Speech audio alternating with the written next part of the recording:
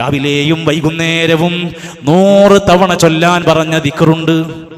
ഒരു 33 തവണ സുബ്ഹാനല്ലാഹ് പറയാൻ ഇരിക്കാൻ ഒഴിവില്ലാത്ത ആൾക്കാരെ നമ്മള്.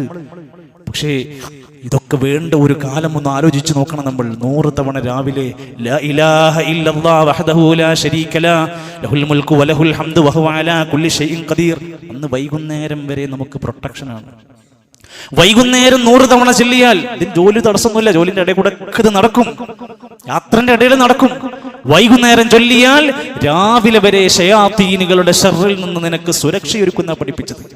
വീട്ടിൽ നിന്ന് എപ്പ പടി ഇറങ്ങുന്നുവോ ബിസ്മില്ലാഹ് തവക്കൽതു അലല്ലാഹ് ലാ ഹൗല വലാ ഖുവത ഇല്ലാ ബില്ലാഹ്.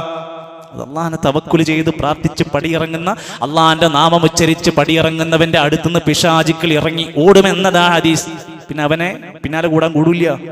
ഇതൊന്നും ചെയ്യാൻ മടിക്കുന്ന, മൊബൈൽ തോണ്ടി ഇറങ്ങി സംസാരിച്ച് ഇറങ്ങി ബാക്കി എല്ലാ സെക്യൂരിറ്റിയും നോക്കി ഇറങ്ങുന്ന മനുഷ്യരെ, നമുക്കുള്ള സെക്യൂരിറ്റി ഇതാണ്. പടച്ചവനിൽ തവക്കുലാക്കുകയാണ്.